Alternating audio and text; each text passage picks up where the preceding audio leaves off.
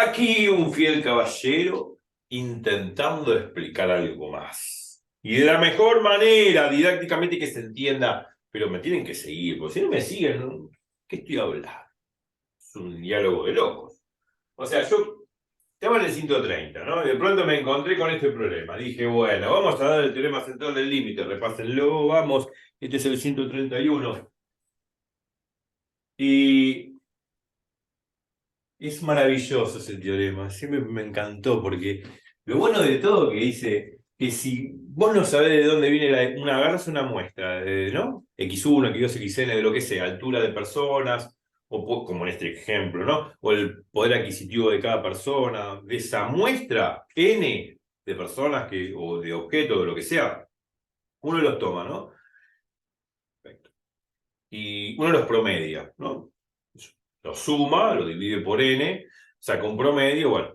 Y yo no sé de qué tipo de distribución estoy hablando, no sé cada uno de los elementos de la muestra, x1, x2, x3, xn, no sé qué tipo de distribución de probabilidades sigue, si discreta, continua, si es normal, si no es normal, si es binomial, si es hipergeométrica, si es Poisson, si es exponencial, gamma, no sé, hay un montón de variables de teorías sueltas por ahí, que inclusive hay algunas que no mencioné, bueno, por lo menos en el video, las mencioné, pero no trabajamos con ellas. Si no sé de qué tipo de distribución se trata, los elementos de esa muestra, si la muestra es grande, n es muy grande, en muchos libros se dice n teniendo infinito, o n mayor que 30 para dar un límite, yo puedo el promedio aproximarlo a una distribución normal. Genial. Y ahí puedo hacer calcular probabilidades, como en este problema, que me pedían calcular la mínima altura promedio que supera a los más altos.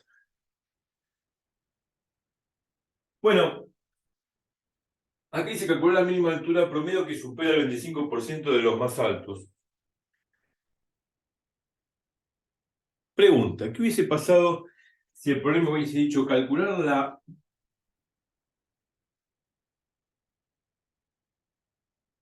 la máxima altura, o la altura más alta, por así decir, promedio, eh, que no supera el 25% de los más bajos? O que supera el 25% de los más bajos, sí, está bien. O sea, hubiese pasado si hubiese pedido esto, calcular la máxima altura promedio, o sea, Y cambia el signo, o sea, de ser mayor pasa a ser menor y supera ajá, el 25% del... ¿Supera, dijiste, o no supera? supera el 25% de los más bajos. Igualado a 0,25. Claro, Y en claro. la campana de Gauss, Sería cuando la haces, va a estar del lado izquierdo, así que va a ser 0,25. claro, muy bien. No habría que restarle uno, No como en este habría que caso. restarle uno para buscar en tabla. Muy bien, exacto. Entonces, para enfatizar lo que tu razonamiento está perfecto, y calcular la máxima altura o la mayor altura, o la altura, puede decir también gramaticalmente hablando, promedio, ¿no? Que supera el 25% de los más bajos. Bueno, que supera el 25% de los más bajos sería esto. Sería el X máximo, por así decir, ahí. Y esto sería el 25%, lógicamente, de los más bajos. Muy bien, ¿eh? Bueno, lógicamente me va a quedar al revés. Me va a quedar la probabilidad de que X promedio sea menor o igual que el X máximo, y eso tiene que ser igual a 0,25.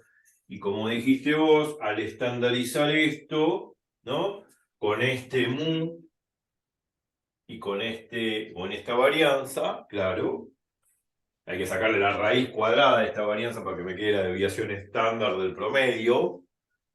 Al estandarizar, me va a quedar, estandarizando bien, me va a quedar un z acá, y acá me va a quedar un z máximo, me va a quedar z menor que z máximo igual a 0,25.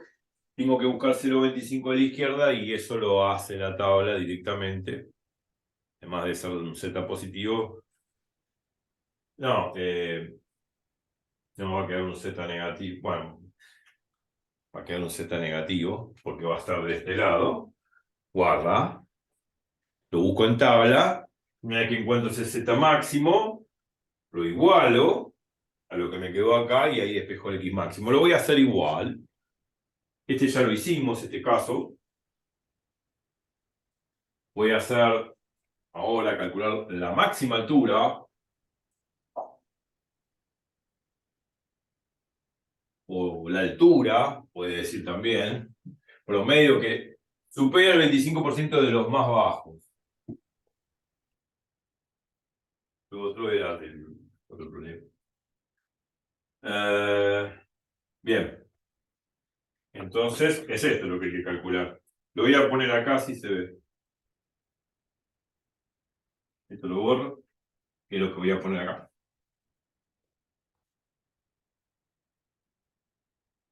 Bueno, hay que estandarizar esto. Se supone que al estandarizar es lo mismo, pero es al revés. Menor o igual. Acá aparece un X máximo. Bueno, a esto lo llamo Z, a esto lo llamo Z mínimo. Bueno, me va a quedar, obviamente, ahora, esto se borra, un 0,25 acá. Esto era para el X mínimo, ¿no? De los más altos. El de los más bajos sería este. Es el que me interesa. Acá. Entonces, probabilidad de que Z sea menor o igual que Z mínimo, igual a 0,25. Cuando yo busco en la tabla de distribución normal, guarda, ya está estandarizada la curvita, o sea que la curva esta de Gauss que estoy dibujando está centrada en el origen. La dibujé mal, por eso la hago de nuevo.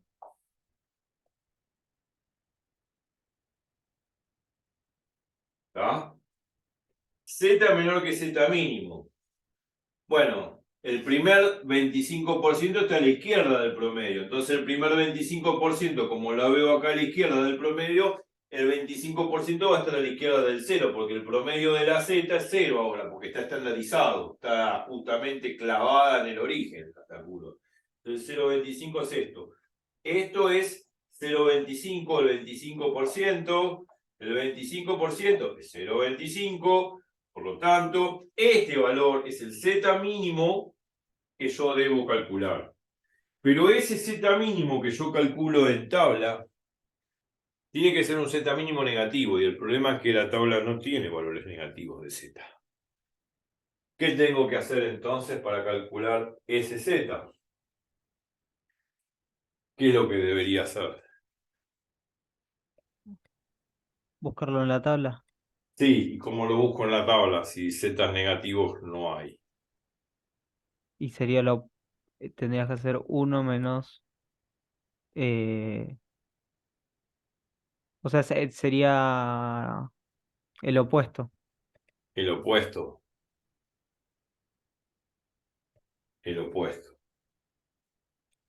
Ajá. O sea, la idea es esta. Claro. El simétrico. Este es negativo, ¿no? El valor de Z tiene que ser negativo. Y el valor, este es el mismo Z mínimo, pero positivo. Esto mide lo mismo que esto. O sea, mide el 25%, o sea, 0,25. ¿Por qué? Porque todas estas dos áreas que mide la probabilidad son iguales. ¿Me explico? Sí, Entonces, bueno, lo que vos decís es cierto. Uno va a ser el área de el área debajo de toda la curva, menos este 0,25, me va a quedar un 0,75 a la izquierda de acá, desde el Z mínimo hacia atrás, hacia el menos infinito. Bien, busco entonces el Z, este Z mínimo corresponde al 0,75, que no es otra cosa que 1 menos 0,25. ¿Me explico? entiendo. Entonces busco el 0,75 en la tabla, el 0,75 de probabilidad, ¿no? El 0,75 de probabilidad en la tabla, busco el Z mínimo correspondiente y a ese Z mínimo que yo encontré, como tiene que estar de este lado, le agrego yo el signo negativo. ¿Me explico? Sí. Bien, a ver si le tengo la tabla ahí. Ay, acá. Listo. Busquemos 0,75 en la tabla. Bueno, 0,75 está por acá. Acá. Esto es 0,75. Voy 0,7 hasta 0,05. Este es 0, ¿No 0. tenía que ser 0,75 en la tabla? O sea, el que más se aproxima es 0,75. Ah, sí, sí, perdón. Estoy buscando mal. Me equivoqué. Estoy Claro. No, buscando en el me valor de pasó, Z. me pasó muchas veces que ya... Sí, sí, a mí me pasó igual, me está pasando. Estoy Y ese caso buscando. sería el, Sí, sí, tenés razón. seten- Perdón, el me equivoqué. 7486. Yo me equivoqué y busqué el Z. No, ya recién lo dije, ahora cometo el error. Lo dije bien. Busco 0,75 de probabilidad, o sea, tengo que buscar el 75% acá dentro de la tabla y después buscar el Z. Lo busqué mal. Tengo que buscar 75%, perdón, me había equivocado. Suele suceder ese error. Busco el 75% acá, el más cercano a 0,75, ¿no? Claro, sería, acá está. 7486. Eso. Claro, El 74,80, 14. claro. Y Sí, el otro 17. 0,7517.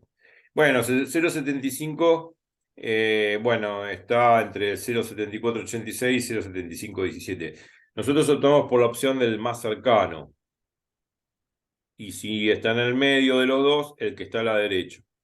Es una forma de aproximar. Otros hacen interpolación lineal que yo no expliqué. También es válida, porque todos valores se encuentran muy cercanos entre sí, entonces se puede interpolar linealmente para averiguar a qué valor de z le corresponde 0,75. 0,75 menos 0,7486 debe ser 0,0, 0,014. claro, 0,0014. Y acá 0,7517 menos 0,75 es 0017. 0,0017. O sea, se encuentra más cercano de 0,7486. ¿Me explico? Sí, se entiende. Entonces sería el valor de Z El 0,67. 0,67. Muy bien.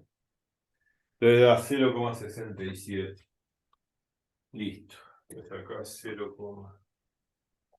0,67. Da 0,67. Va a ser el Z mínimo positivo.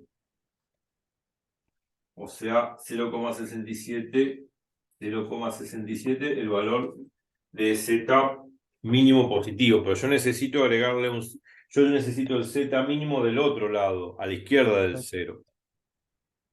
Y si lo necesito a la izquierda del cero, se supone que va a tener que ser negativo. O sea, el Z mínimo que encontré es el 0,67% va a ser el área subtendida desde ese Z mínimo para atrás, hacia el menos infinito. Toda esta área desde el Z mínimo, ¿no? Que es 0,67 para atrás, es el 75%. Pero yo necesito este valor de Z mínimo, que es igual a este, pero negativo. Por lo tanto, el Z mínimo deseado es justamente Uno, menos 0,67. ¿Me explico? sí, se entiende. Necesito ese valor, mismo 0,67, pero negativo, porque está a la izquierda de la tabla. Entonces, esto que está acá, en este caso ahora esto es el X máximo, no, es el X... Ah, no, sí, es el X máximo, perdón. Esto que está acá, en realidad X mínimo no, acá es Z, yo le puse, perdón, acá es Z máximo. Bueno, le puse Z mínimo, está mal. En vez de Z mínimo, Z máximo, perdón, me confundí con el problema anterior. Pero bueno, no importa, es una letra. Los máximo, el Z máximo y el Z máximo. El Z máximo me dio 0,67, pero como necesito el Z máximo negativo, es menos 0,67, menos 0,67, el menos lo pongo yo. Entonces el Z máximo es menos 0,67. Guarda, el signo lo ponemos nosotros. Entonces, esto lo igualo a menos 0,67 y despejo el X máximo, o sea, la altura máxima correspondiente al 25% de los más bajos. ¿Me explico? Sí. Bueno, referí a hacer esa nueva pregunta sobre este problema, guarda. Por eso hay que saber usar la tabla. Estamos inclusive repasando cómo usar la tabla de distribución normal. ¿Cuándo el z tiene que ser negativo? Porque la tabla de distribución normal no me da z negativo. Yo busco el valor positivo, simétricamente hablando, pero una vez que lo encuentro, que es 0,67 en la tabla, tengo que poner el signo negativo yo. Menos 0,67 que va a ser el z máximo. Te había puesto z mínimo, perdón acá. Z máximo. Esto lo igualo a menos 0,67 y de acá despejo el x máximo que va a ser la altura máxima permisible de promedio, ¿no? Que supera el 25% de los más bajos, o los más bajos están a la izquierda del promedio, lógico. Listo. Y ahí despejo el x máximo. ¿Se entendió? ¿Se entiende? Listo. Bueno, ahora vamos a otro problema. Se acabó esto. Bueno, estábamos hablando de ejercicios que tenían que ver con suma de variables aleatorias, ¿no? Bueno, estos teoremas que vimos en el 125, 26, 27, sí, el 125, 126, 127, 128, 129, 130, que es el anterior. En todos esos videos hemos visto sumas de variables aleatorias. Y en este último, en el 130, en el anterior, perdón, en el anterior, hemos visto el teorema central del límite y en este también estamos aplicando el teorema central del límite en esta última pregunta. Y eso todo corresponde, todos esos videos corresponden a suma de variables aleatorias. En todo caso, suma de variables aleatorias, o sea, suma de variables aleatorias independientes, claro. Siempre independientes. Ahora, hasta ahora trabajamos con suma de variables aleatorias independientes, ¿no? Sobre todo con distribución normal, pero también existen sumas de variables aleatorias discretas. O sea, nosotros como sumamos variables aleatorias continuas, también podemos sumar variables aleatorias discretas. Y vamos a hablar también de otra propiedad importante, que tiene que ver con suma de variables aleatorias discretas, que es cuando yo sumo dos variables aleatorias binomiales independientes, que tienen la misma probabilidad de éxito. Hay una propiedad interesante que habla sobre eso.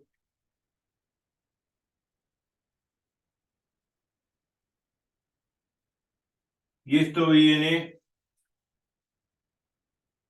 a colación del problema que vamos a procesar ahora. O sea, yo tengo dos variables aleatorias independientes, una x y una y, por ejemplo, para mencionarlo así, x y una distribución binomial, NP, N es la muestra y P la probabilidad de éxito. Y tengo una variable aleatoria y que sigue una distribución binomial MP, donde M va a ser la muestra para la segunda variable aleatoria, para la variable aleatoria I, con la misma probabilidad de éxito P.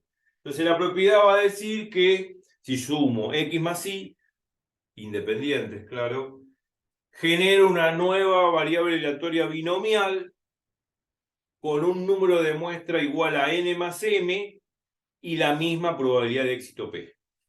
Simple.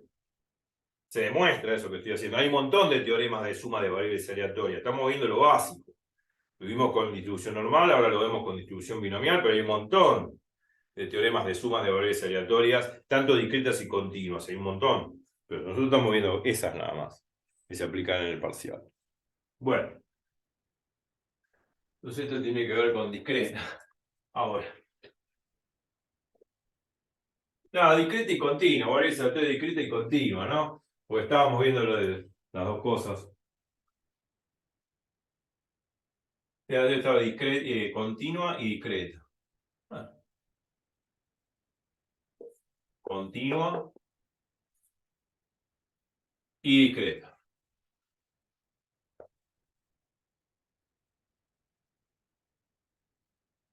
porque está en el mismo video, vamos a ver, suma de variables aleatorias binomiales, que la binomial es una variable aleatoria discreta. Bueno, a ver, vamos a pensar un problema que tenga que ver con suma de variables aleatorias binomiales independientes.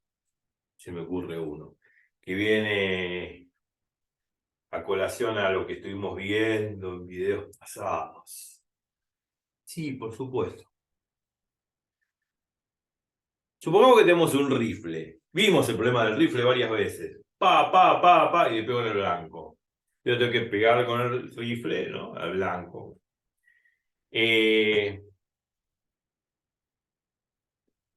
Disparamos las balas. Supongamos que la probabilidad de acierto del rifle es del 70%, por así decir, puede ser del 80%. Bueno, supongamos del 80%. Es un rifle de alta precisión, qué sé yo. El rifle dispara todas las balas de la misma forma. Es un rifle que es muy bueno, de alta precisión, buen calibre, cuasi perfecto, no existe nada perfecto, pero es un excelente rifle.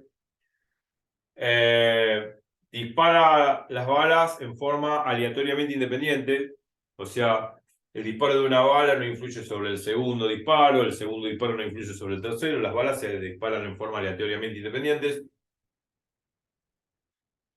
Y supongamos que tenemos un segundo fusil, bueno, un segundo rifle, y también es de la misma marca, la misma precisión y qué sé yo, y también tiene la chance de, por cada bala, el 70% de pegarla en el blanco. Supongamos que tenemos esos dos rifles, y vienen dos expertos en tiro al blanco, dos campeones de tiro al blanco. Existen, sí, deportivamente hay competencia de eso. Y los dos disparan, digamos, con alta precisión, bueno, y disparan al blanco, por así decirlo. Está todo perfecto.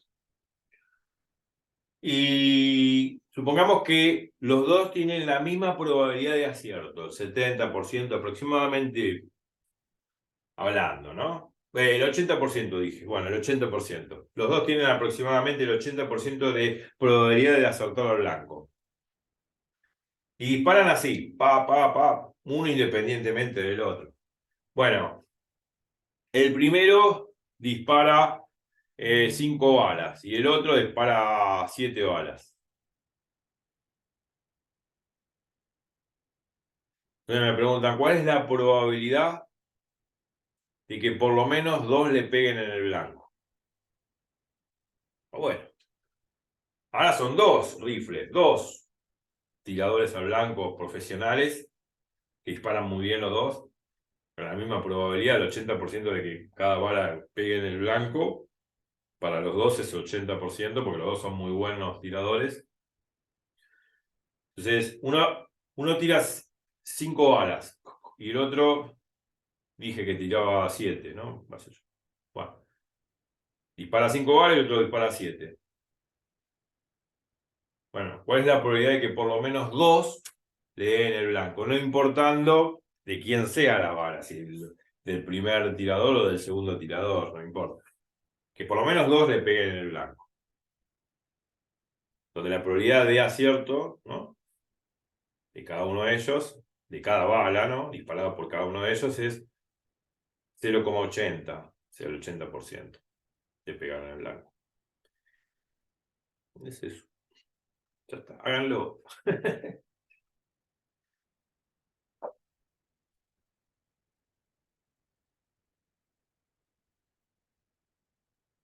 Dos expertos tiradores. Me encantan los enunciados de los problemas, son muy graciosos. Dos expertos tiradores con dos rifles de alta precisión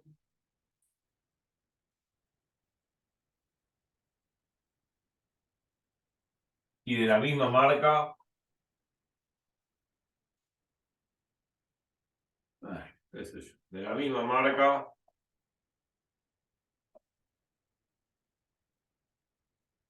disparan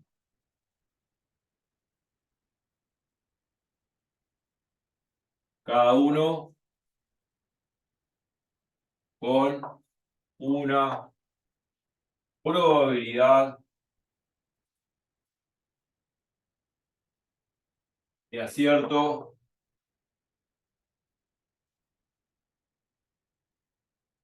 del 0,70. O sea, hay un 70% de que. Del 80, dije del 80. El 80% de que cada uno de ellos cada uno de ellos le pegue al blanco tirando un disparo, ¿no? Por cada bala que tiran, la probabilidad de acierto que tiene cada uno de ellos, en forma independiente, claro, es del 80%. O sea, de cada 100 tiros que tiran, 80 van al blanco.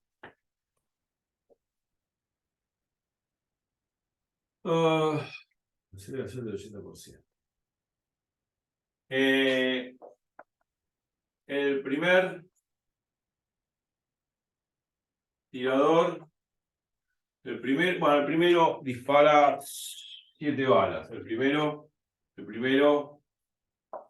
dispara 7 balas. Y el segundo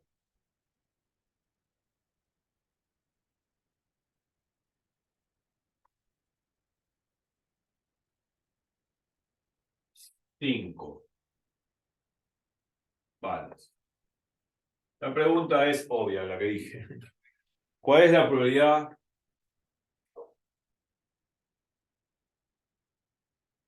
Es la probabilidad de que caigan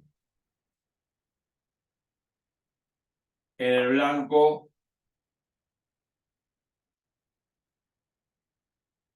2 o más balas.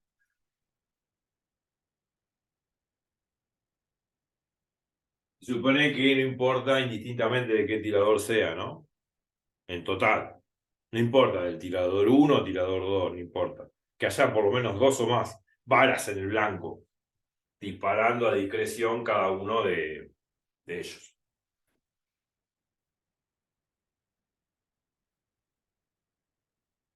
Esa es la idea. Bueno, se supone que ambos tiradores son independientes, ambos rifles son independientes, las balas se disparan en forma indistinta, independiente. Cada una de las balas se dispara en forma indistinta a la otra, o sea, un disparo no influye sobre el segundo no influye sobre el tercero. La probabilidad de acierto de cada bala, indistintamente, es siempre el 80%, tirado por ambos tiradores, que son muy buenos tiradores de alta precisión. Bueno, sujeto a todas esas hipótesis, esas condiciones, bueno, acá tenemos dos rifles con dos expertos. Bueno, el primero dice que dispara 7 balas y el segundo, no es el primero, ¿no? Dispara 7 balas. El segundo, 5. Bueno, entonces tenemos el primer tirador, lo vamos a llamar X. X sigue una distribución binomial.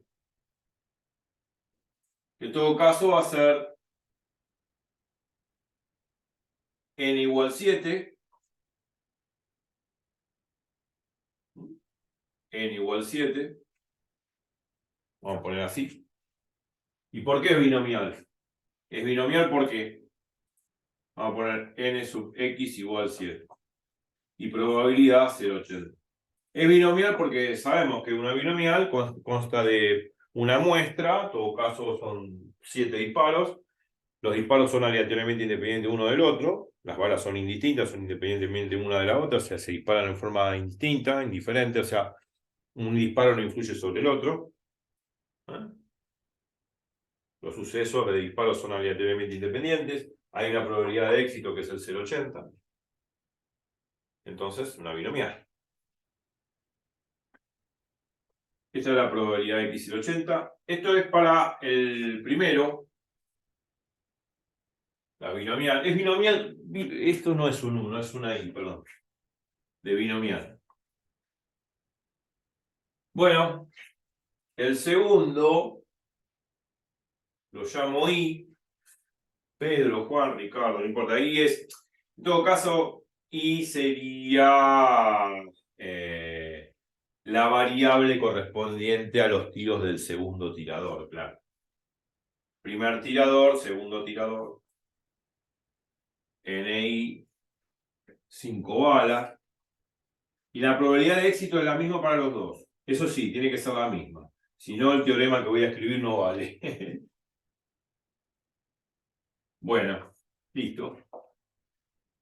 Entonces, la pregunta es, ¿cuál es la probabilidad de que caigan en el blanco dos o más balas indistintamente de dónde provenga la bala? Si del primer tirador o del segundo, no importa. Entonces, un teorema me Pregunta, dice lo siguiente. Una tengo una aproximación. pregunta. Cuando dice cuál es la probabilidad de que caigan dos en el blanco, Sí, dos pueden o ser más. las dos de uno o las dos del otro y una y una. No me dice cuál. Puede ser dos del primero, o dos del segundo, o uno del primero, uno del segundo, en forma Por eso, indistinta. pueden ser, Cualquiera. o sea, con dar dos, ya está. Con dar dos ya está. No importa de dónde Dos o ven. más, o sea, X, la probabilidad de X mayor o igual a 2 sería. No, porque no me dicen que vienen del primer tirador. Ni tampoco me dicen que vienen del segundo tirador. En forma indistinta pueden venir del primero o del segundo tirador. Los dos tiran a la vez. Ah, ok, ok. Los dos tiran a la vez. La idea es que caigan dos en el blanco, no importando de qué tirador venga. Puede venir, por ejemplo, los dos pueden venir del primer tirador, o las dos balas que pegan en el blanco pueden venir del segundo tirador, o uno del primero y uno del segundo. No importa, qué sé yo. Ahí dice dos o más, ¿no? Claro, yo digo dos. Pero en forma indistinta, ¿no? No importa. No hace falta distinguir de qué tirador ven. ¿Me explico? Sí, se entiende. Eso a diferencia de los problemas que vimos de tiros con binomial, por un solo, cuando era un solo tirador. Ahora son dos tiradores que tiran sobre el blanco. Y no importando de dónde venga la bala, si del primero o del segundo, la cuestión que le pegue en el blanco dos o más, indistintamente de qué tirador venga. ¿Me explico? Sí, Entonces, puede venir de X o puede venir de Y. Entonces, yo puedo decir, bueno, ok, ¿qué pasa si sumo los tiros que vienen de cada uno?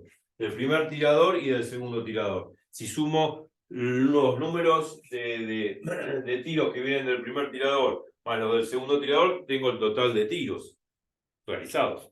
Lógico. Uno tira, sumo los tiros y la suma de los tiros. Del primero más del segundo. Bueno, X más Y va a ser la nueva variable aleatoria en cuestión. Esa X más Y tiene que ser mayor o igual a 2 para el problema, porque me pide que la probabilidad de acierto de dos o más claro. balas en forma indistinta de no importa de qué tirador venga.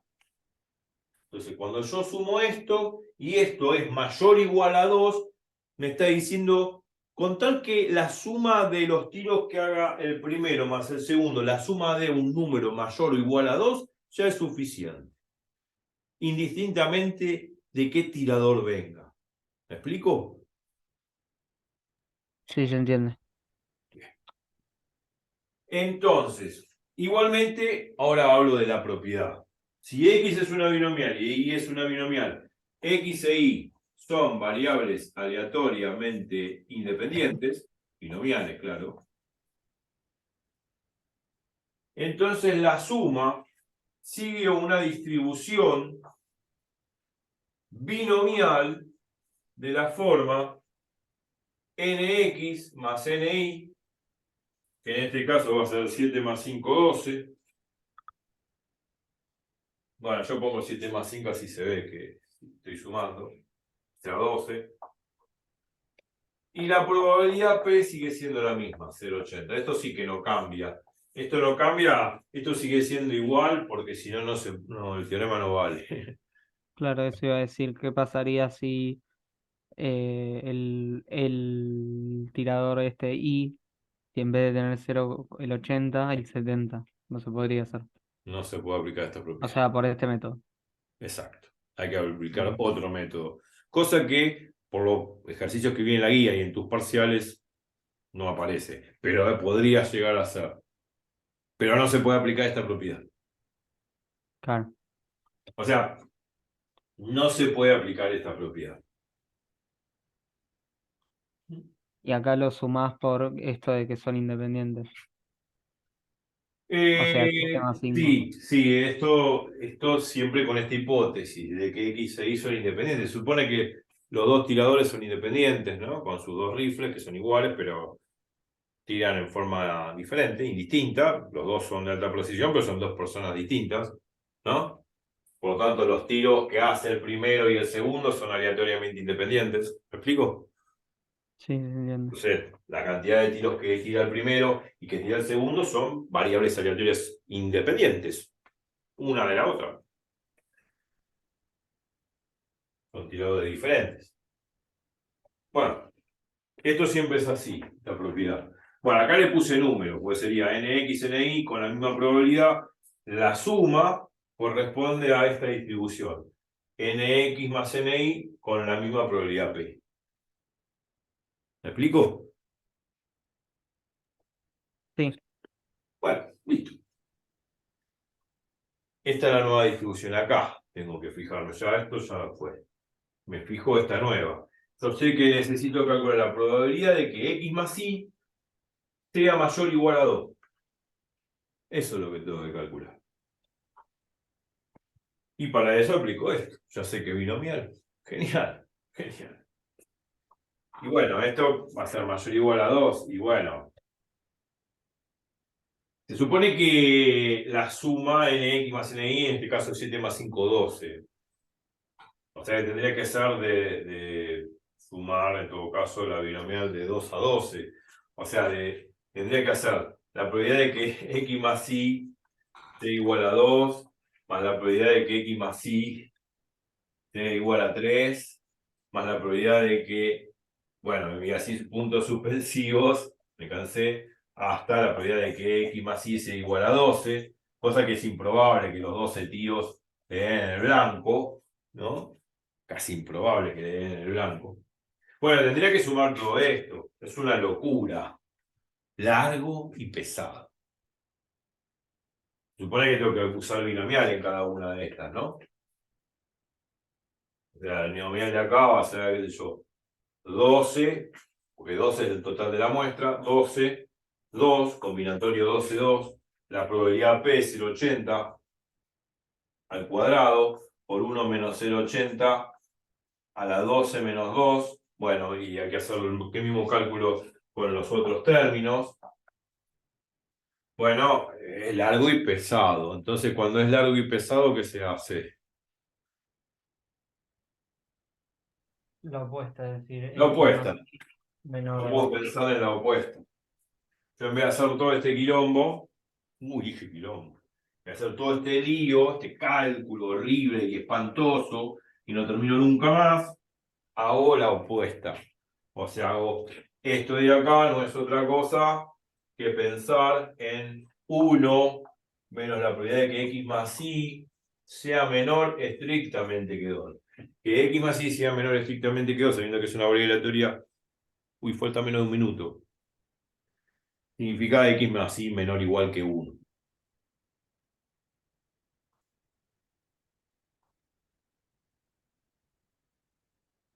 Y bueno, tengo que aplicar distribución acá.